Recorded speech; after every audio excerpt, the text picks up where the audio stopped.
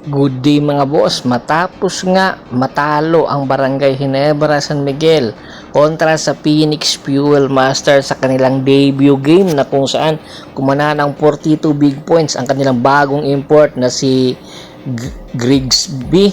Eto, ayon sa mga ulat lumalabas ngayon, yung number 1 pick sa paparating na annual rookie draft ng Barangay Ginebra San Miguel, rather number 2 pick ay 83 daw nila papunta sa tropang Giga kapalit nitong si Brandon Ganuelas Roser. Opo, dahil nga hindi alam ng Barangay Ginebra San Miguel kung sino ang magpapadrap ngayong paparating na PBE Annual Rookie Draft dahil nga sa pagkalas ng pangalang Mike Phillips at Quintin Miliora Brown sa PBE Annual Rookie Draft. Syempre, hinahanap ngayon ng Barangay Ginebra San Miguel yung quality players na po pwedeng makatulong sa kanila.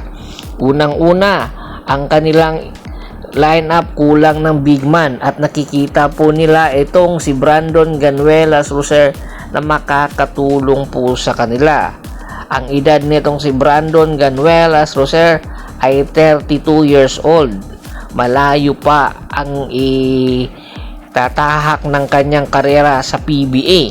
Ang kanyang height 6'6", isang power forward at sentro na makakatulong sa Barangay Ginebra San Miguel. Kung matatandaan po ninyo, pumasok ito noong 2022 first round, number 1 pick ng Blackwater Bossing. Opo, si Brandon Ganuelas Roser. Bagamat na i-drop ito ng Blackwater Bossing, na i-trade agad ito papunta sa NLEX Warriors. Pagkatapos ng isang taon ay lumipat na i-trade sa tropang Giga. PBE Comeback Player of the Year noong 2025 po ito. Naging PBE All Rookie Team noong 2023 at PBE 3x3 Champion noong 2021 First Conference. Kaya ang nasabing player na ito, malaki po ang maitutulong sa Barangay Ginebra San Miguel dahil nga sa kakulangan ng big man at alam ni Team Cone na hindi pa nga makakabalik ngayon agad itong si Justin Brownlee, kaya hindi pa siya kampante sa import na si Riley Grigsby. Kaya naman inaasahan na gagamitin din ng Barangay Ginebra ang kanilang mga trade asset. Ang magiging trade na ito kasama po sa isang blockbuster trade ang Barangay Ginebra, Terra Firma Jeep at ang tropang Giga. At ang gusto ngang makuha rin ng tropang Giga kung sakali ngang ibigay nila si Brandon Ganuelas Roser ay etong si Christian Standhardinger. Opo, kung matatandaan po ninyo, si Christian Standhardinger huling nakapaglaro noong 2024 sa Terra Firma Jeep ng isang komperensya matapos nga ito may trade noong 2024 ng Barangay Ginebra San Miguel. Ang credential na meron itong si Christian Standhardinger ay hindi matatawaran.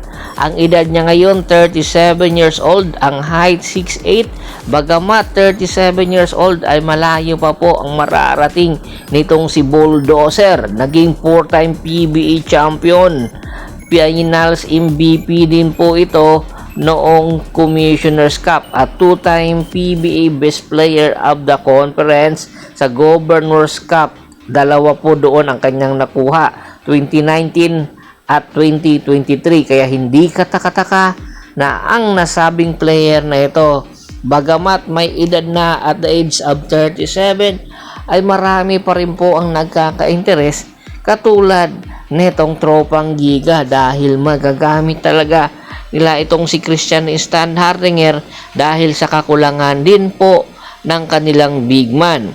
At yung trade ng Ginebra papunta sa tropang Giga kay Brandon Ganuelas Roser, yung makukuha rin po ng tropang Giga sa number 1 pick na yon, ay malaki po ang tsansa na big man din po ang kukunin. Kumbaga, itong si Christian Standhardinger ang may-ari kasi ng rights nito, ang Terra Firma Jeep. At mayroon din po ikitrade ang Terra Firma Jeep sa Tropang Giga. Ang makukuha nga po ng Tropang Giga ay itong si Christian Standhardinger. At ang magiging kapalit, future picks din po ng Tropang Giga at ilang bench players ng Tropang Giga na po pwede pong pakinabangan ng Terra Firma Jeep. At tinitingnan po sa mga bench players ng Tropang Giga na ibibigay ay itong si Glenn Cabuntin at itong si Tyrosil. Kaya aasahan po natin na anytime ang nasabing blockbuster trade po pwede pong mangyari po, pwede pong mabago, depende po sa magaganap na negosasyon. At hoping ang Tropang Giga na bago pa ang second round sa paparating na Governors Cup or sa kasalukuyang Governors Cup ay matupos through na po ang nasabing trade negotiation na nagaganap ngayon. Bago pa man natin tapusin ang ating kwentuhan, shoutout muna tayo sa ating mga solid na followers na lagi na lang pong sumusuporta sa atin. Kay Kagawad Katsakinong Dukusin ng Hagonoy, Bulacan, Anthony Laki Alon at sa Laki Alon family, Domingo Ubuob, Ronald Gato, Mary Regine Samar, Jesse Mandapat, Richard Leonardo. Pakibisita na rin po ng Hapres PH ko na Facebook fanpage, Polgoso at Bostor, para po sa mga karagdagan sports balita. Hanggang sa muling kwentuhan. Maraming salamat po.